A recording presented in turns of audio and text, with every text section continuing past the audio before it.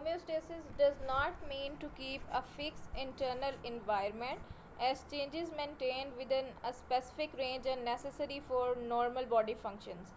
हमें होम्योस्टेसिस का ये मतलब नहीं है हमने फ़िक्स कर दिया, हर चीज़ को फ़िक्स रखना है एक फ़िक्स अमाउंट में, बल्कि ये है कि अगर कोई चेंजेस आ रही हैं बॉडी के अंदर तो उन्हें हमने मिनिमाइज़ करना, उनको कम से कम करना है किसी भी चेंज में. फॉर एग्ज़ाम्पल, वाटर अवेलेबिलिटी में fluctuate tremendously for the organism in external environment.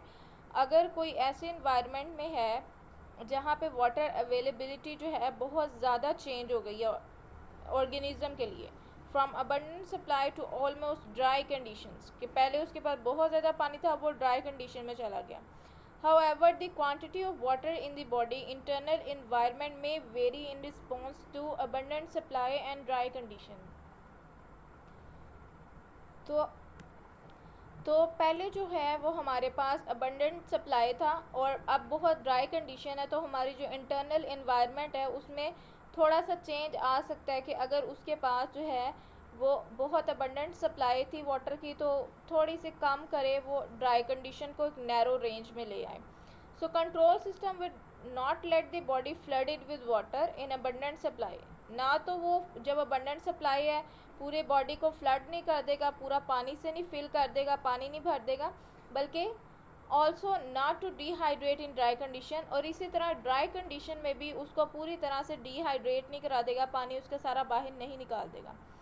Further more adaptation to lower level of ranges in dry condition and to higher level of range in abundant water supply is good for organism.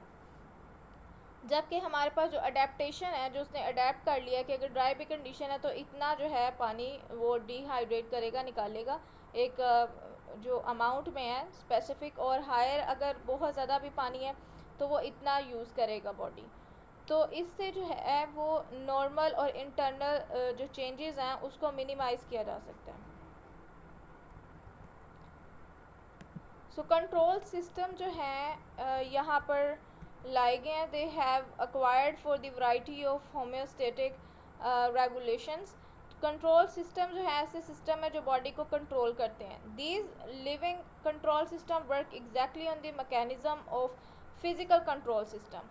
ये जो हमारे पास living control system है, living means जो किसी भी जानदार के अंदर है, लाइक ह्यूमंस के पास है, एनिमल्स के पास है, प्लांट के पास है. और फिज़िकल कंट्रोल सिस्टम जो दूसरे कंट्रोल सिस्टम है, जैसे आपके एसी का कंट्रोल सिस्टम है, जैसे आपके हीटर का है, ठीक है, ये इनके पास भी कंट्रोल सिस्टम होते हैं कि एक स्पेसिफिक लेवल तक टेम्परेचर इंक्रीज़ कर गया तो उसने आगे नहीं करना, ठीक है. इसी तरह हमारी बॉडी के पास भी कंट्रोल सिस्टम होते हैं. अब वो कंट्रोल सिस्टम के कौन कौन से पार्ट होते हैं? 3 पार्ट होते हैं. सबसे फर्स्ट हमारे पास क्या होता है? रिसेप्टर होते हैं. अब रिसेप्टर क्या करता है? ये सेंस करता है किसी भी चीज़ को. देन हमारे पास रिसेप्टर के बाद जो है कंट्रोल सेंटर आ जाता है, ठीक है, किसी भी चीज़ का सेंटर जो पूरे सिस्टम को कंट्रोल करेगा, कंट्रोल सेंटर आ जाएगा. फिर हमारे पास इफेक्टर आ जाएगा, ठीक है. फैक्टर क्या करेगा? जो रिस्पॉन्स आया है, जो कंट्रोल सिस्टम ने डिसीजन लिया है, उस डिसीजन को इम्प्लीमेंट करेगा, ठीक है, कि वो डिसीजन किस तरह से प्रोसीड करेगा. अच्छा, अब आगे आ जाते हैं इन फिज़िकल कंट्रोल सिस्टम. अगर हम फिज़िकल कंट्रोल सिस्टम में देख लें तो हमारे पास टेम्परेचर कंट्रोल सिस्टम आ जाता है. तो वहाँ पे सेंसर होता है लाइक थर्मोमीटर, जो कि टेम्परेचर को मॉनिटर कर रहा होता है from a set point and signal to control centre to take action by switching on heater.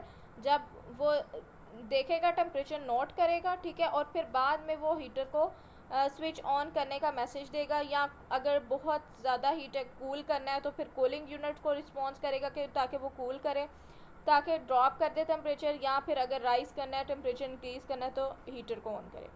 Similar to it, इसी तरह जो हमारे पास लिविंग सिस्टम के पास there is a set point in temperature regulated animals.